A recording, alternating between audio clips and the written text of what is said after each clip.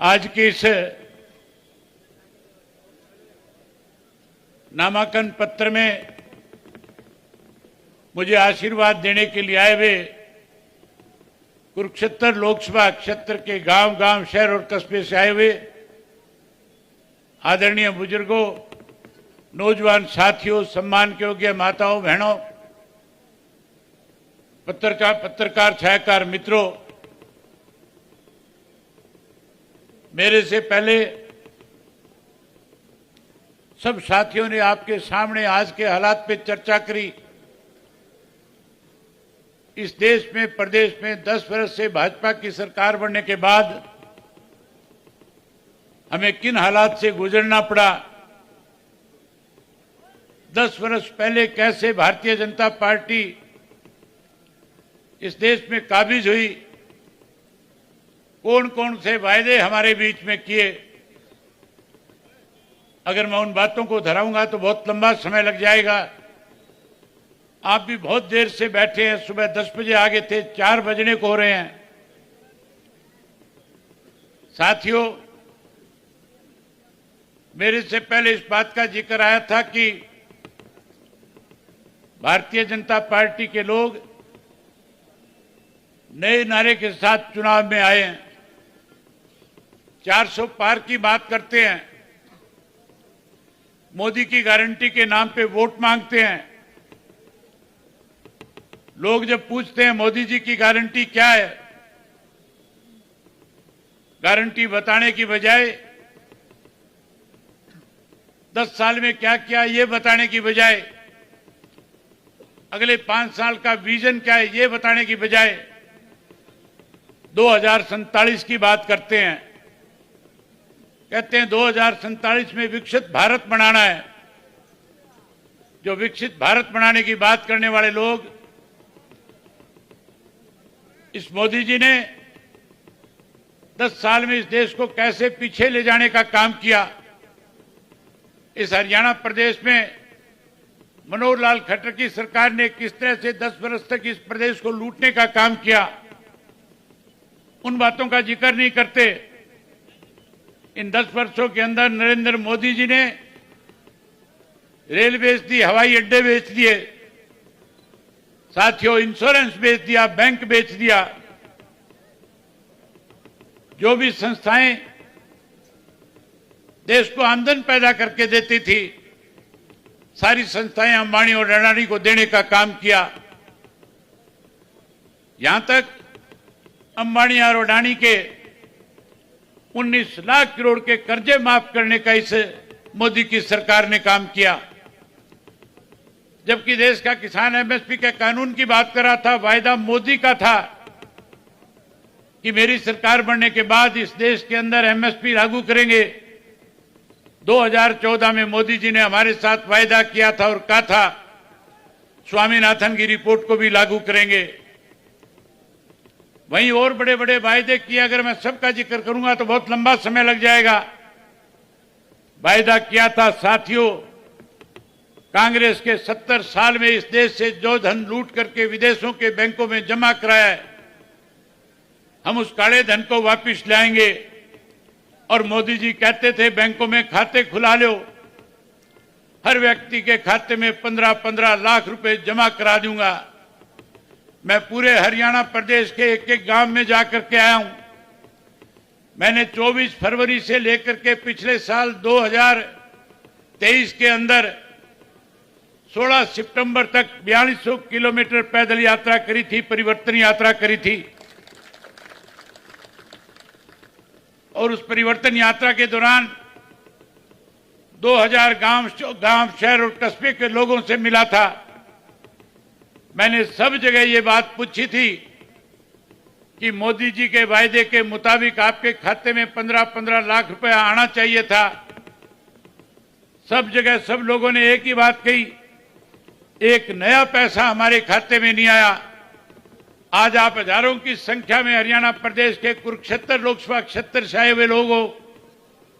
मैं आपसे पूछना चाहता हूं कि आप में से किसी के एक के भी खाते में एक नया रुपया भी मोदी की सरकार बनने के बाद 10 साल में आया क्या?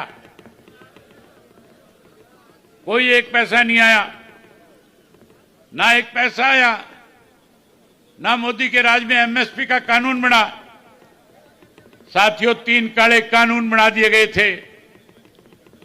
इस तरह के 3 काले कानून थे, अगर वो लागू हो जाते तो जिन जमीनों के आज आप मालिक हो, वो कानून बनने के बाद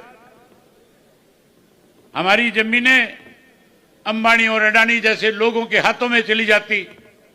हम अपनी जमीन में नौकर बनकर के काम करते।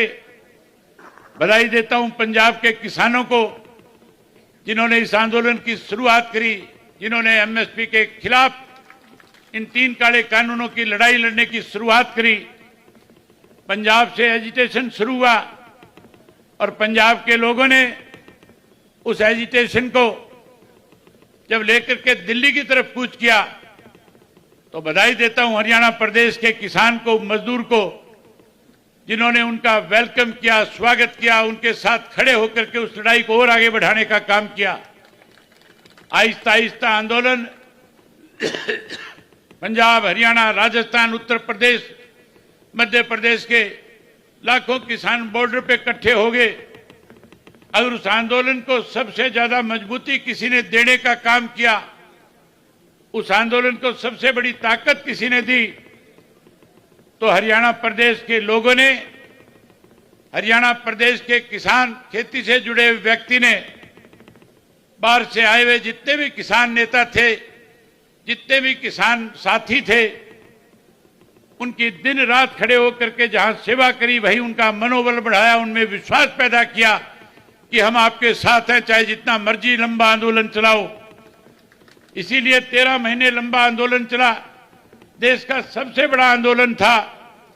देश के प्रधानमंत्री को 13 महीने के बाद ये बात समझ में आई कि किसान जान दे सकता है, किसान मुड़ करके घर वापसी तब तक नहीं करेगा जब तक एमएसपी का कानून नहीं बनेगा, काले कानून खत्म नहीं हो जाएंगे। साथियों, एक समय ऐसा भी आया था जब मैं अपने हजारों साथियों के साथ टिहरी के बॉर्डर पे गया। जो किसान नेता वहां पे उस आंदोलन को चलाने का काम कर रहे थे, उन्होंने मेरे सामने प्रस्ताव रखा और कहा कि आज चौधरी देवीलाल अगर हमारे बीच में होते तो इस आंदोलन को बड़ी ताकत मिलती, वो कोई बड़ा फैसला लेते, केंद्र की सरकार को सोचने पे मजबूर कर देते।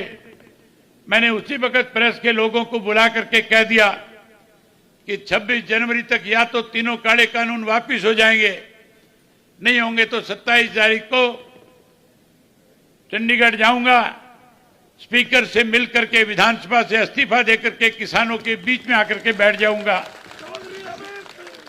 जब मोदी जी को शाम को इस बात नहीं बना, इसलिए आज किसान परेशान है, मजदूर परेशान है, व्यापारी परेशान है, कर्मचारी परेशान है। अगर इस देश में किसी राजनीतिक व्यक्ति ने गारंटी दी और उस गारंटी को पूरा किया तो उस शख्स का नाम चौधरी देवीलाल था। याद करो, सन 1987 को समस्त हरियाणा सम्मेलन जींद में हो रहा था और चौधरी देवीलाल हरियाणा प्रदेश के लाखों लोगों से कह रहे थे कि अगर आप लोगों ने मेरे पे विश्वास व्यक्त किया, मुझे अगर सरकार बनाने का मौका दिया, सेवा करने का मौका दिया, तो हरियाणा प्रदेश के लोगों के सामने 3 गारंटियां करी थी। पहली गारंटी दी थी कि हर बुजुर्ग को 100 रुपया माहवार बुजुर्ग की पेंशन करने का काम करूंगा। दूसरी गारंटी दी थी कि 10-10 हजार के कर्जे माफ करूंगा। तीसरी गारंटी चौधरी देवीलाल ने दी थी कि गरीब की बेटी की शादी में कोई दिक्कत नहीं आएगी, 5100 रुपये सरकार की तरफ से कन्यादान के भी देने का काम करूंगा। हरियाणा के लोगों ने विश्वास व्यक्त किया और चौधरी देवीलाल को सन 1987 के अंदर सत्ता सौंप दी। चौधरी देवीलाल ने सत्ता में आते ही सबसे पहले जो गारंटियां हरियाणा प्रदेश के लोगों को दी, उन गारंटियों को पूरा करने का काम किया। तीनों के तीनों वायदे पूरे किए, कर्जा माफ किया, पेंशन बढ़ाई और 5100 रुपये कन्यादान के रूप में देने का भी काम किया था। गारंटी चौधरी देवीलाल की थी, इसलिए पूरी हुई थी। मोदी जी की पहले की गारंटियां सारी की सारी जो थी वो झूठ के प्रमाण चढ़ गई। आज नई गारंटी की बात करते हैं साथियों, 400 पार की बात करते हैं। जहां 400 पार की बात करते हैं, हरियाणा प्रदेश छोटा प्रदेश है, 10 लोकसभा की सीटें हैं, 10 में से 6 कांग्रेस वाले जो हैं, ये भारतीय जनता पार्टी कांग्रेस वालों से मांग करके लेकर के आई है। दूर जाने की जरूरत नहीं। कुरुक्षेत्र की लोकसभा की सीट से जो उम्मीदवार है, वो 10 दिन पहले तक, जब तक भाजपा ने उसको उम्मीदवार नहीं बनाया था, कांग्रेस पार्टी में हुआ करता था। आप सारे इस बात के गवाह हो कि नवीन जिंदल पहले कांग्रेस पार्टी से लोकसभा का सदस्य कुरुक्षेत्र से चुन करके गया था। कांग्रेस में था कि नहीं था? पहले कांग्रेस में था। और मोदी जी ने यहीं पे उसके ऊपर आरोप लगाया था और कहा था कि नवीन जिंदल जो चुनाव लड़ रहा है, कांग्रेस का उम्मीदवार है, राजकुमार सैनी जो भाजपा की टिकट पे चुनाव लड़ रहा था, मनोहर लाल, इतने हमारे नरेंद्र मोदी जी ने ये कहा था कि साथियों, मैंने खजाने के अंदर पैसा पड़ा देखा है, मैंने तिजोरी में गहने और सोना चांदी देखा है, लेकिन एक ऐसी तिजोरी भी है जिसके अंदर 45,000 करोड़ का कोयला है। सीधा सीधा इशारा नवीन जिंदल की तरफ था और ये कह रहा था कि जो खजाने नवीन जिंदल ने ले रखी है कोयले की, ये 45,000 करोड़ का कोयला ब्लैक में बेच करके खा गया। ये भी कहा था कि मेरी सरकार बन गई तो इस नवीन जिंदल से पाई पाई का हिसाब करूंगा और इसको जेल की सलाखों के पीछे डाल करके एक एक पैसा वसूल के लोगों पे खर्च करने का काम करूंगा। बड़ा आरोप लगाया था, लेकिन साथियों, पहले उससे चंदा लिया गया। आपको पता है, पिछले दिनों सुप्रीम कोर्ट के आदेश के ऊपर जो इलेक्ट्रॉनिक बॉन्ड्स की जो खबरें छपी, जो सारी डिटेल आई, उसमें सबसे ज्यादा पैसा अगर इकट्ठा किया गया बड़े बड़े लोगों को डरा के धमका करके, तो भारतीय जनता पार्टी ने सबसे ज्यादा पैसा इकट्ठा किया है। 6,007 करोड़ रुपया एक साल में इन्होंने लेने का काम किया। उसमें जिंदल का नाम भी है। पहले इससे पैसा लिया गया, फिर इसे डंडा दिखा करके पटका पहनाया गया और पटका पहना करके इन्होंने बीजेपी के दफ्तर में एक वॉशिंग मशीन रखी हुई है, उस मशीन में डाल दिया। 35 मिनट मशीन में घुमाया और 35 मिनट के बाद बाहर निकाल करके कहते हैं कोयला चोर कोहिनूर हो गया है। क्या है? जहां कोयला चोर को कोहिनूर बना दिया, जहां कोहिनूर कहा गया, वहीं साथियों एक बात और देखने की है। जो कोहिनूर जो था, उस कोहिनूर को यहां बुला करके एमपी का टिकट दे करके खड़ा कर दिया और यहां आने के बाद जिसके पास किसी भी तरह की कोई कमी नहीं है, जिसके अपने प्राइवेट जहाज हैं, हेलीकॉप्टर हैं, जो बड़ी ऐशो आराम की जिंदगी जीता है, महीने के अंदर 25 दिन विदेशों में रहता है, बड़े बड़े कारखाने, हजारों करोड़ का मालिक है, उस हजारों करोड़ के आदमी को इस भारतीय जनता पार्टी वालों ने पिछले दिनों पल्लेदार बनाने का काम किया। आपने वो वीडियो देखी होगी, इस वीडियो में नवीन जिंदल अपने कंधे पे बोरी रख करके गेहूं की ट्रक में लदान करने का काम कर रहा है। किस तरह से कोहिनूर को इन्होंने पल्लेदार बनाया, पहले कोयला चोर बनाया, फिर कोहिनूर बनाया, फिर पल्लेदार बनाया। वहीं उसके साथ साथ दूसरा जो मेरे सामने चुनाव लड़ रहा है, साथियों, उसका किसी को ठिकाने के तक का भी पता नहीं है, कहां का रहने वाला है। हरियाणा से कोई वास्ता नहीं है। हरियाणा प्रदेश में 10 वर्ष में अनेकों एजिटेशन हुए हैं, अनेकों लड़ाइयां हमने लड़ने का काम किया है। चाहे मैं अपोजिशन लीडर था तब इस भारतीय जनता पार्टी को नकेल डाल करके रखता था, चाहे उसके बाद मुझे कभी भी हरियाणा प्रदेश की विधानसभा में इस बात को लेकर के मौका मिला, जब भी कभी बोलने के लिए खड़ा हुआ, मैंने सरकार को घुटनों के बल लाने का काम किया। साथियों, एक बड़ी बात आजकल दोहराई जा रही है, एक बड़ी अफवाह आजकल यहाँ पर हरियाणा प्रदेश में विशेष रूप में कुरुक्षेत्र में फैलाई जा रही है। मैं जहां कहीं भी गांव में गया हूं, लोगों ने मेरे सामने ये बात रखी है, कांग्रेस के पास और भारतीय जनता पार्टी के पास आज कहीं भी खड़े होकर के ये कह करके वोट नहीं मांग सकती कि हमने आपके लिए कोई काम किए। ये कह करके वोट नहीं मांग सकते कि हम आपके संघर्ष के साथी हैं, हमने हरियाणा प्रदेश को क्या दिया है। केवल और केवल अफवाहें फैला करके लोगों में भ्रम पैदा करके वोट हासिल करना चाहते हैं। मेरे बारे में जगह जगह पे सोशल मीडिया के ऊपर ये बात फैलाई और चलाई जाती है कि अभय सिंह अगर चुनाव जीत जाएगा तो चुनाव जीतने के बाद भारतीय जनता पार्टी के साथ चला जाएगा, मोदी के साथ चला जाएगा। मैं आपसे एक बात खुल करके आज कह देना चाहता हूं, जहां साथियों मेरे से पहले सुखबीर बादल जी ने बहुत खुल करके कहा था कि आजकल की ये नेशनल जो पार्टियां हैं ये रीजनल पार्टियों को खत्म करना चाहती है। जहां अकाली दल को तोड़ने की कोशिश करी, वहां इंडियन नेशनल लोकदल पार्टी को तोड़ने का काम किया था। ये नहीं चाहते कि रीजनल पार्टियां जो है वो कहीं ताकतवर हो जाए, इसलिए इस तरह की बातें कही जाती है। मेरे खिलाफ प्रचार किया जाता है कि मोदी के साथ जाकर के मिल जाएगा।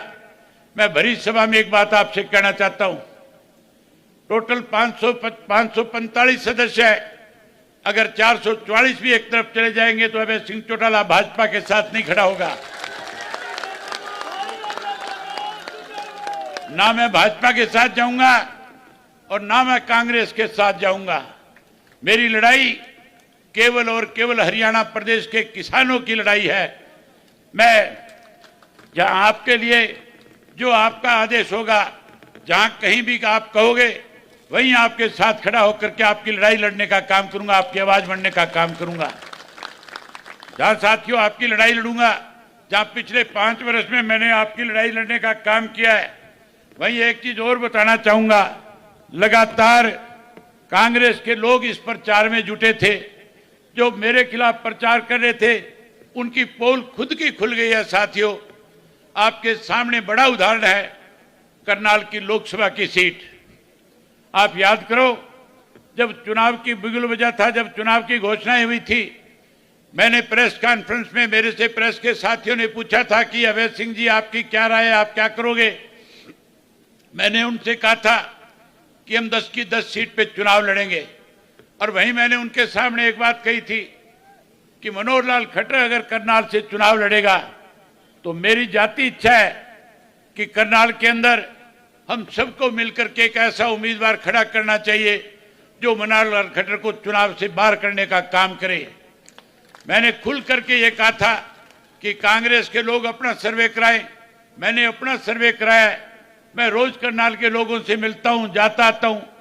जब भी कहीं लोगों से राजनीतिक बातचीत होती है, जब पूछा जाता है करनाल में कौन सबसे ज्यादा सक्षम उम्मीदवार है, सबसे मजबूत आधार किसका है, हर व्यक्ति की जबान से मैंने एक ही बात सुनी थी कि अगर वीरेंद्र मराठा साझा उम्मीदवार बनकर के आ जाए तो कोई नहीं हरा सकता।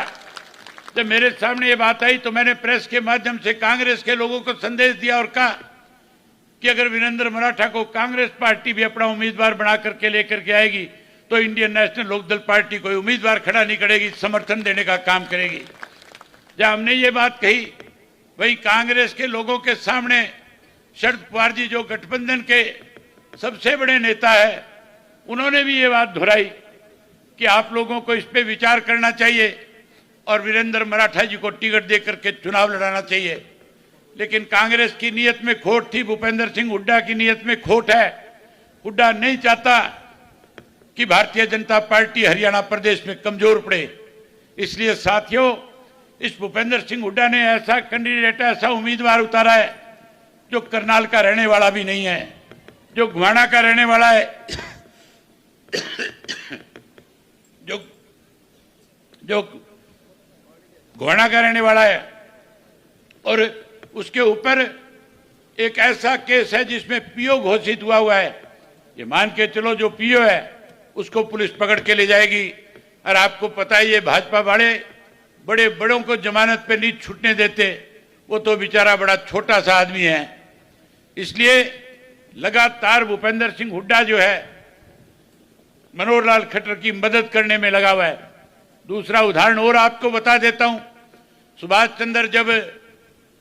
चंद्रा जब एमपी बना था राज्यसभा का, सोनिया गांधी जी से और हमारी आपस में बातचीत हुई थी। मैं अपोजिशन का लीडर था। उस वक्त में ये तय हुआ था हरियाणा की 2 सीटों पे चुनाव होना था। एक सीट के ऊपर भाजपा जीत रही थी, दूसरी सीट पे कांग्रेस और हम मिलकर के चुनाव लड़ रहे थे। हमारे दोनों के मिलकर के 37 वोट बनते थे। हमारा उम्मीदवार जीतना था।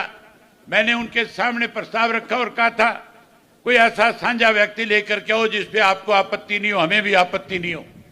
साझा उम्मीदवार लाए, लेकिन सुभाष चंद्रा को जिताने के लिए भूपेंद्र सिंह हुड्डा ने अपना बैलेट पेपर भी खाली छोड़ने का काम किया था। जहां बैलेट पेपर खाली छोड़ा वहीं पेन की स्याही बदल करके 14 अपने साथी विधायकों के वोट कैंसिल करवाने का काम किया था।